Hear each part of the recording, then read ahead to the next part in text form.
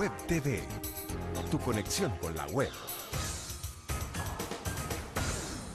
Y esta semana en la conexión con la web estaremos con los amigos de la Comunidad de las Democracias y para ello estaremos conversando desde Polonia con Magda y ella nos va a estar conversando sobre qué va a suceder el 22 de julio aquí en El Salvador. Interesante reunión, más de 200 delegaciones que vienen a nuestro querido El Salvador y esto es una noticia positiva porque nos pone en la ventana mundial con un tema muy interesante que es la democracia. Bienvenida a las cámaras de WebTv, Magda. Contame un poquito de qué se trata y por qué hace 5 años nace la Comunidad de las Democracias en Polonia. Adolfo, thank you very much for inviting us and giving us the opportunity to familiarize the Salvadoran viewers with the Community of Democracies. The Community of Democracies was established in the year 2000 as an initiative of 2 foreign ministers, the Polish foreign minister and the US foreign minister. And what has made them come to a decision to establish an organization? As you know, Poland, a country that democratized in the year 89, had a lot of good experience in the years in the 1990s and wanted to share those experiences. So, and Bronisław Geremek, who was then the foreign minister, was one of the authors of the democratic transition in Poland. So it was only natural that he would want to set up an initiative that would have to do with democracy. On the other side, his counterpart, Madeleine Albright, coming an American but with a background in Europe, from the Czech Republic, who personally, together with her family, had to emigrate after the Second World War when the communism settled in Europe, had as well a lot of experience and wanted to bring back what she has experienced to Europe and to Poland. So one evening, the anecdote goes that one evening in Washington, D.C., when Bronisław Geremek was visiting, they would take a walk by the Potomac and together decide that they need to create an initiative that would allow democracies to work together, to strengthen their democratic institutions, to share their experiences, and so that in the year 2000, they decided to organize a conference in Warsaw that would give birth to the initiative. Perfect. Listen, and every year you have this huge conference worldwide, right? Is it one every year or every 2 years, or how long is it? So the conferences are actually every 2 years, and, okay. and the conferences conclude presidency periods because every presidency lasts 2 years. Okay, that's perfect. What is the purpose, like when you have the tech camp, or when you have a small reunions around the world? What are you searching? How are you trying to help democracies in each country?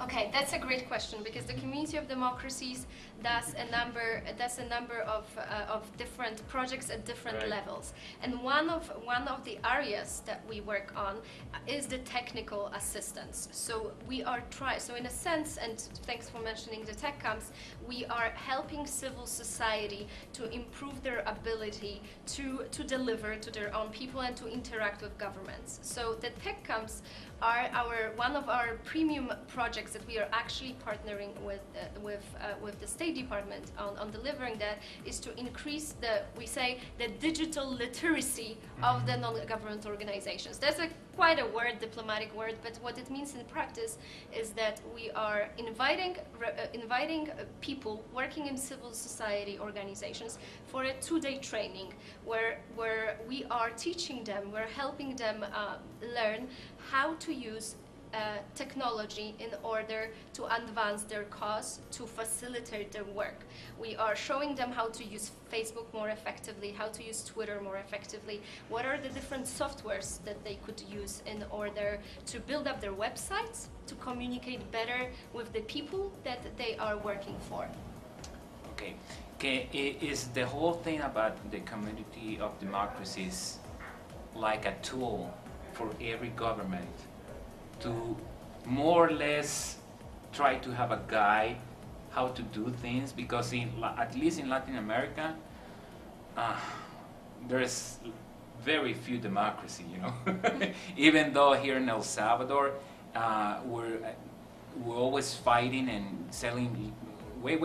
You're trying to cut our freedom of speech in the matter of journalism, right? So it's a very fine line where my rights end and where the other and the government's or other people rights begins. You know, do you work in that area for the whole world in your company?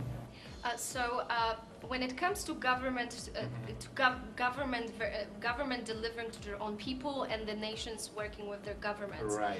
So the Community of Democracies is an intergovernmental organization, which means that the members are actually the states, and that means that these states come together in the personalized by their foreign ministers in order to discuss issues of relevance both to their own nations and their own countries and their own people, and also to the issues of democracy in the world. So and there is a learning experience. I mean, there is a two-track learning experience. So first of all, the ministers exchange knowledge, exchange experiences. The conversations that we are having are very open-minded, are very open, and so we find ourselves in situations where one minister would tell the other minister quite openly about, hey, you're limiting freedom of expression in your country, or how about your freedom of association? We see that the non-governmental organizations in your country cannot freely operate. They have problems with registration, they have problems with reporting back to the Ministry of Finance. So this is one way in which the community facilitates a very open dialogue. Now, the second area in which the Community of Democracies is helping to assist the countries that are members are the different working groups. So, for instance, we have a working group on education for democracy that is comprised of representatives of governments, so such as El Salvador, such as Mexico, such as Japan, such as Korea. And these representatives of governments come together to, for instance, develop curricula for primary schools and high schools on how to teach civic education. And what civic education is, how to be a citizen in democracy. So that's just one example of how we are helping.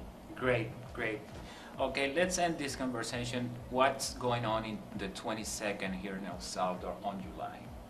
Why so important Salvadorians need to know this meeting, this conference is taking place here in El Salvador. And I think it's, for me, being a Salvadorian, I think it's a great news, a great window for the whole world, so we can take advantage of this opportunity that you put us in our table. Okay, great. So the ministerial conference, Finally.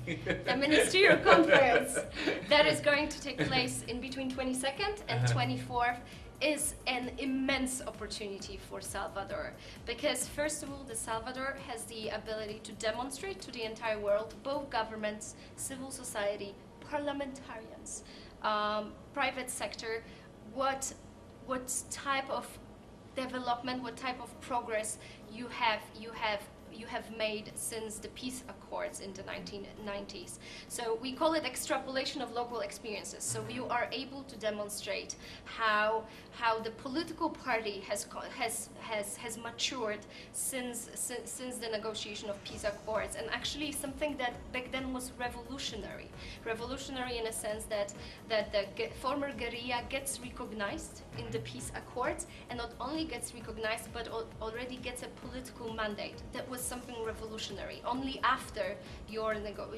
peace accords negotiations, this has set an example and been followed. But this is 1990s. Now, what is right now? Okay, right? they're ruling. Yeah, what is? They're ruling. What's so important to show about Salvador? A very lively country with a lot of hardworking people, the vibrant civil society. I've been traveling quite intensively throughout the world, and I must admit that El Salvador is one of those countries where the civil society is very mature, is very engaged. I don't remember if I have seen so many initiatives by civil society, so many questions and petitions to the government and to parliament. So, and also the maturity, which is that we work with civil society organizations that of course have their private views, so they would either be pro-F11 or Arena. But when we come together to discuss the issues of civil society, we see those folks representing the different NGOs coming together for our meetings, and you don't see much divide, because what they're united in is the will to have a better country, and that's amazing. That's good. That's amazing. That's good. Even though you're right, I really appreciate that you guys take the time to travel every month, you know, to do this effort for us, and I think it's a great opportunity for everybody, all sectors. You know, it doesn't matter if it's left or right or center. I think we should take advantage of this opportunity, and I think this is a more or less like an invitation to get involved. Can normal people go to this conference on those days, or just they have to be invited by you guys? Yes, so there will be international participants, and they're obviously invited, but there is also a national list of invitees, and I understand that this list is not closed and is not finalized. So if you are a civil society activist, or you're a representative of a private sector, or you are a youth activist and you would like to partake in the conference, let the Ministry of Foreign Affairs know, let the organizations that we are partnering with, and all this information can be found on our website. Perfect. Well, Magda, thanks for having all the time to come down here, 20 hours traveling just to make all this happen. I really appreciate it. Welcome to El Salvador. Si usted tiene alguna información o quiere saber más de este evento, ha aparecido el sitio web de ellos en todo el reportaje para que usted pueda también tener más acceso a esta información. Thank you very much. Thank you very much. Yep. Thank you. Seguimos con más de la web acá en WebTv.